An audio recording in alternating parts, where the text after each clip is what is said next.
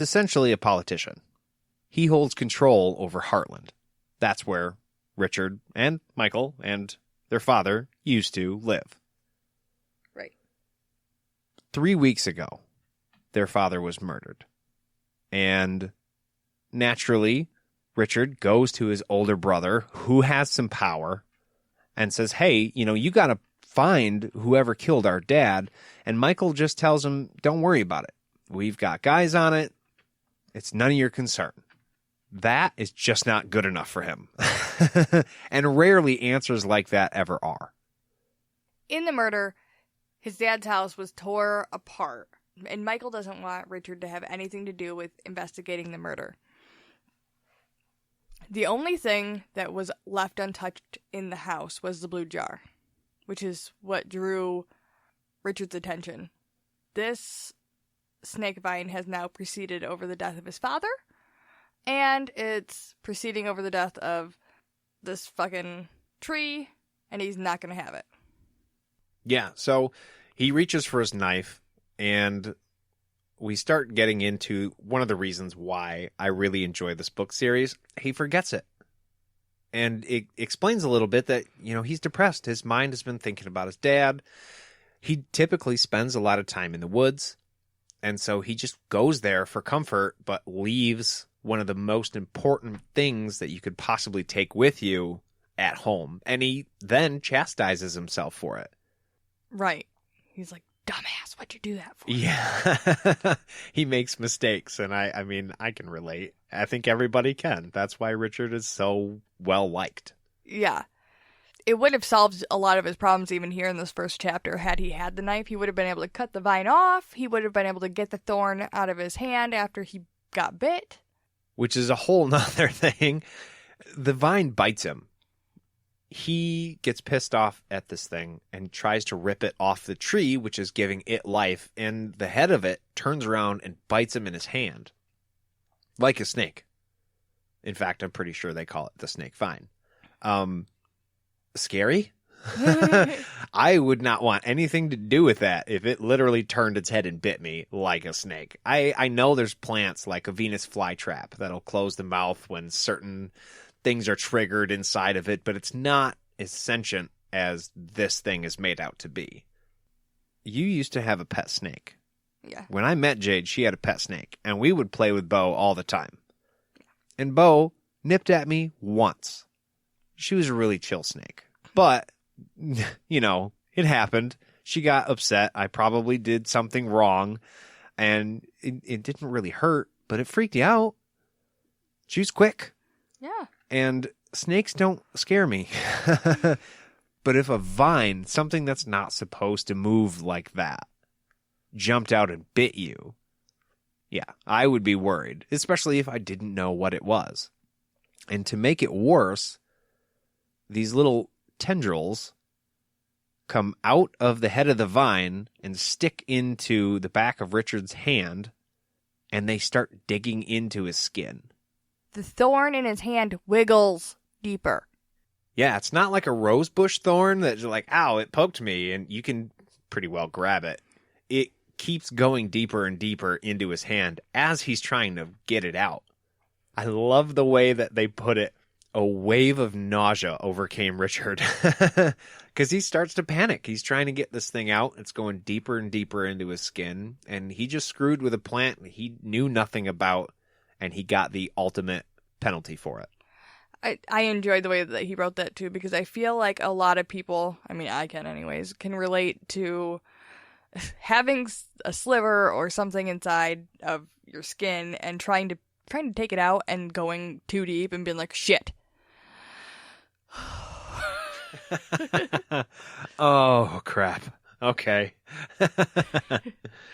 Real quick, I just wanted to mention the Om plant and how Richard is taught by his buddy Zed, apparently, all about all the plants, and that this plant can help him heal, so he takes a piece of it and he rubs it into his little wound.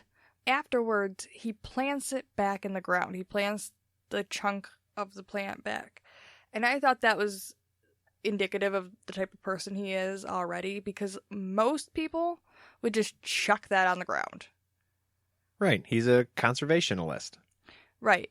You're already in the woods. It's not like it's a piece of trash or something. It's a leaf. It's going to decompose, but he doesn't even care about that. He wants it planted and he's going to regrow it, and I don't know any people who would care that much about a plant.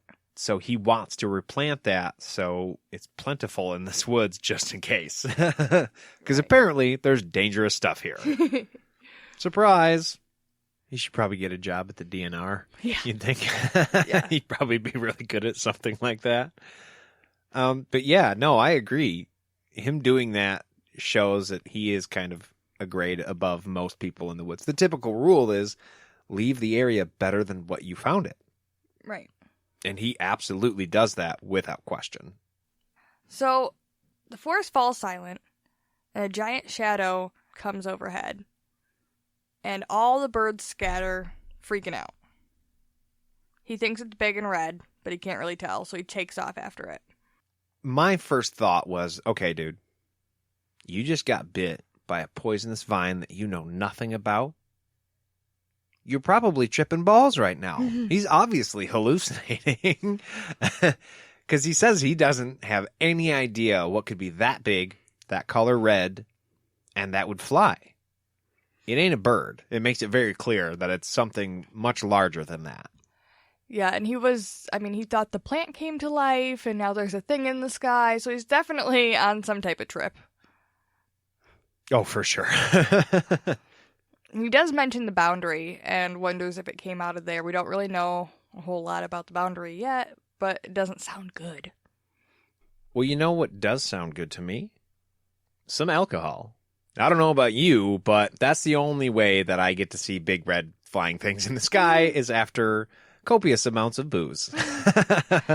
You want to do a booze break? Absolutely. Okay, so as with our other show, shameless plug, all the things Harry Potter, go check it out. Jade and I like to come down to record with a bottle of something. And tonight we're drinking 19 Crimes.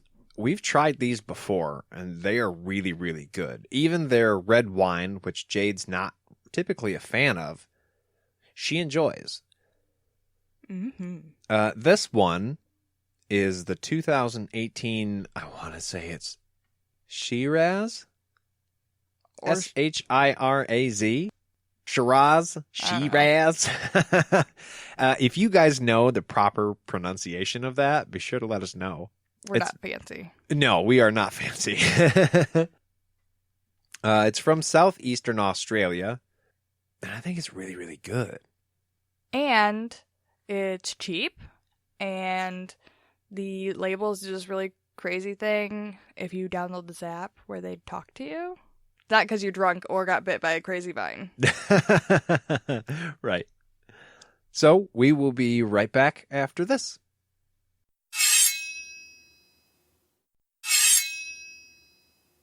All right, well, we're back. And if you're anything like Richard, the thing you want to do when you're tripping balls is run as fast as you can through a super dense area of woods. Yeah, when you've maybe been poisoned, that's probably the right choice. Oh, yeah, totally. Seems super smart. At first, when I was reading this, I did not fully grasp why he took the fuck off. I was like, wait, what? Why are you doing that right now? But it's because the big thing took off and he wanted to get a better view, which made sense, but it took me like a full minute to come to that conclusion and be like, oh, okay. One thing that this book makes clear about Richard is he is a very logical-minded person. If it doesn't make sense, he will let you know. And if it doesn't make any sense, he won't do it. So for him to start taking off just like that, I was right there with you. Like, wait, why is he doing that? That's dumb. And I guess that's where I was at. Like, dude, why? Okay, maybe not sit down. You do need to go and get help. But don't run. Don't panic. Not only are you going to raise chances that poison does something really bad to you, but running through the woods, as dangerous as it is, it's easy to just break an ankle, you know, and then you're fucked. Then you're poisoned and you can't move at all. Right. You can be a pretty great woods guide and still, like, fucking fall on your face. Right, crack your head open. Yeah. Well, we got this whole book done in one chapter. After he sits down and realizes that it was pointless to run anyways because he didn't get a better view. And he thinks about telling his brother, and at first he's like, no, he would laugh about that. And then he's like, actually, no, he wouldn't. That actually made me laugh a little bit because I was like, okay. Right, he'd probably just be pissed off I was even up here. Right. But he says his brother only nags him because he cares. And Richard can just laugh off Michael's annoying bullshit. Yeah, I mean, they were raised together, so Michael seems like he's kind of a... How do you say that? Michael's kind of an abrasive person. Right. He treats everybody that way. It's not just Richard. Right. And so Richard being raised with him just kind of goes, okay, buddy, whatever. Now, it does give us a couple descriptive points about Michael. He's shorter than Richard. He's fatter than Richard. He dresses way nicer than Richard. And it seems like he just doesn't care that much about anything that's not pertinent to him specifically. He's bossy to everybody, and he doesn't give a shit how you feel about it. Yeah, that's a better way of putting it. He's a bossy bitch. Which, again, politicians, like, it makes sense. Right? Totally tracks. So he's going to have a big celebration later, and Richard's going to try to make it, even though he's running around like a crazy person in the woods right now.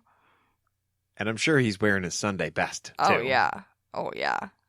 The celebration that Michael is going to have is because he's essentially becoming the president of their country of Westland. Now, Richard lives in Heartland. That's his city. Westland is the country, and Michael is about to accept the position of the first counselor. He's in charge of everybody, even the country folk, it says. Yeah. And Richard is expected to show. Right, and even though he's an asshole, Richard's like, he's an asshole to everyone, so it's okay. I'm not going to take it personal. I don't got to listen to him anymore because I'm a freaking grown man. But I'll go support my big brother. Yeah.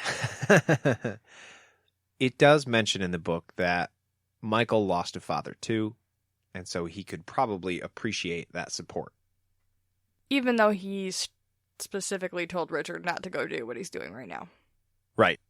So after he sees the giant thing in the sky, he looks down by the lake and sees a lady in a dress. In a dress, right. And that's why he's confused. Why the hell would anybody be here in a dress? In the book at first, it was like, why would any woman be in the woods? And I was like, ooh, can't go down that path, buddy. He's like, no, she's in a dress. That doesn't make any sense. It wasn't about that it was a chick. It was that she was wearing a dress. And a white one, too, at that. At first, he wasn't sure if it was his friend Chase or not. And we won't get into that right now because we don't meet Chase until chapter 3. But it's kind of funny once you hear the description of who he thought this person was and who it turns out to be. I think it lends to the fact that he is probably hallucinating because of that bite. Just a little bit, at least. Yeah. It says that she's moving really comfortably through the woods, though, so she's obviously not lost. She knows what she's doing. She's walking through the woods for a reason. And he looks behind her, he sees that she's being followed, and he's concerned immediately. Yeah, she's being followed by 4 dudes in what looks like heavy armor. They're hiding between trees and rocks and staying out of sight. So they're not following her like trailing behind her, but part of the group. They're stalking her, and it's pretty clear that she doesn't know that they're there. Right, and his last thought before the end of the chapter is that this has to be the third child of Trouble because